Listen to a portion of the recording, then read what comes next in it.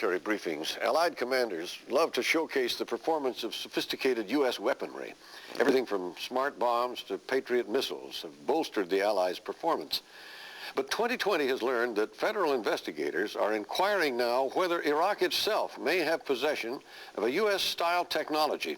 It's feared that cluster bombs of a type originally designed and produced in this country may be used against American forces.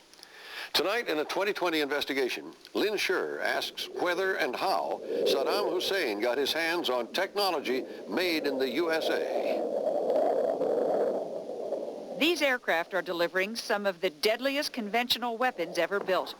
They are called cluster bombs, and the earliest version was used by the American military in Vietnam.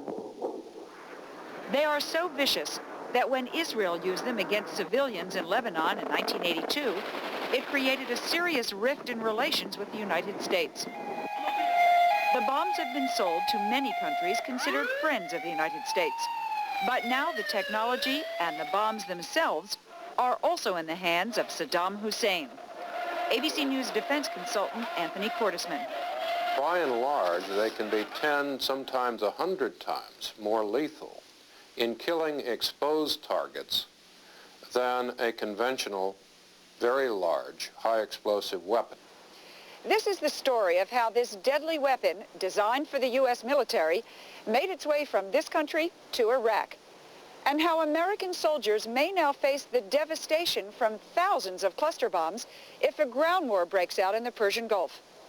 Federal officials believe Saddam Hussein got his arsenal through a lethal combination: bureaucratic foul-ups in the U.S. government and simple greed. Here's how the cluster bombs work. An artillery shell, an airplane, or a rocket launcher sends the bombs towards their targets. Each bomb carries hundreds of smaller bomblets, something like hand grenades.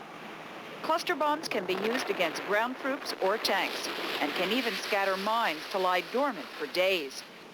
The bombs can spray thousands of sharp metal objects, pins, or even razor blades. The shrapnel can rip through the bodies of anyone or anything in its way, causing massive casualties among civilians or ground troops. You can see the kind of destruction in these buildings in Lebanon after a cluster attack. How did Iraq obtain the cluster bombs and the technology to make their own? It was incredibly simple. Investigators believe it began with International Signal and Control, a government contractor with 5,000 employees based in Pennsylvania, which designed key components of cluster bombs and built them through a subsidiary in California. 2020 has learned federal investigators believe ISC provided the technology, that is, the plans, for the cluster bomb to this man, Carlos Cardoan, a Chilean arms dealer. Authorities think he used the plans to build the cluster bombs in Chile. Then he shipped them to Iraq. What's wrong with all this? If the cluster bomb technology actually left the country, that is illegal without U.S. government permission, which investigators say ISC never got.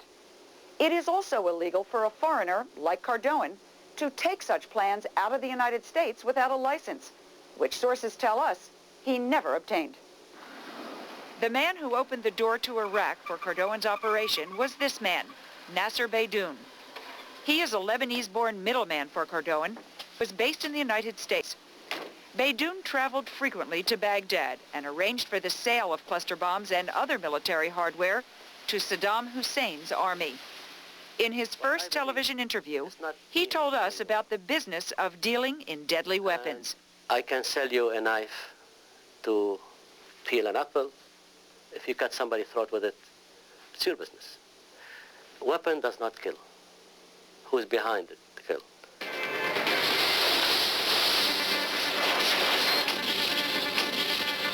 With slick promotional videos, Cardoan marketed his arms throughout the world, but Arab countries were favored customers.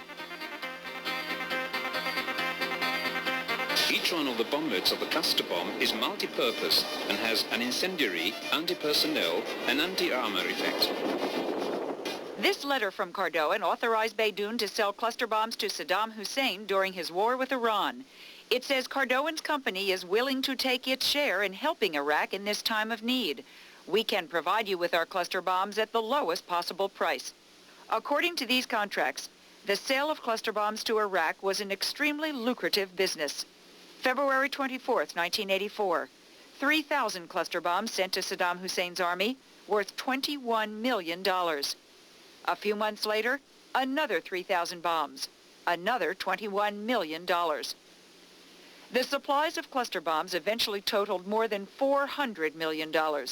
In fact, Beydoun is suing his former boss for commission payments. According to Beydoun, Cardoan not only sold the bombs produced in Chile to Saddam Hussein, he even set up a factory near Baghdad so the Iraqi president could mass produce his own cluster bombs. That was one of the first targets of the American military when the attack against Iraq began, but it's unknown whether that plant is totally out of commission.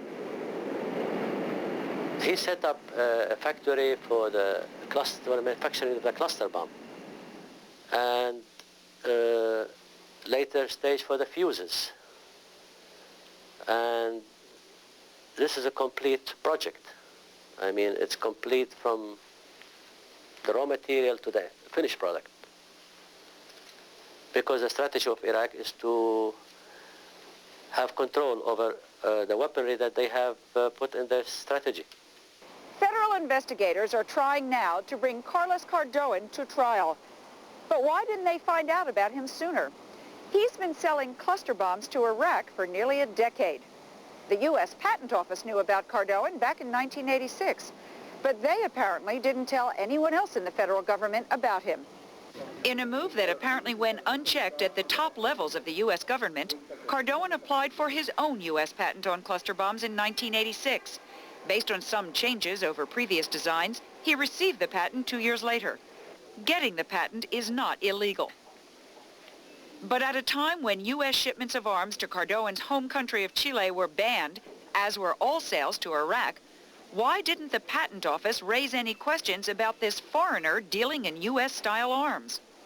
Experts say bureaucratic infighting regularly causes such lapses.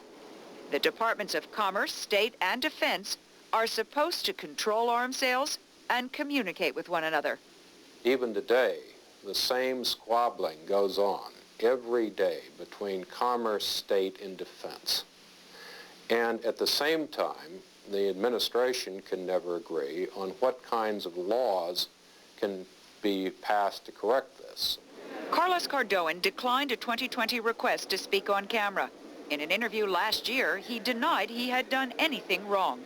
And as long as a human being is a person is an animal that needs to defend himself, weapons are going to exist.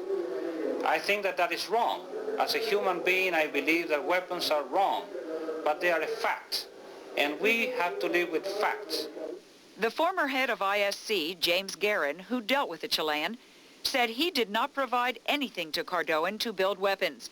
But Nasser Beydoun tells another story. I believe that Dr. Carlos Cardoan got the technology of the cluster bomb from the United States.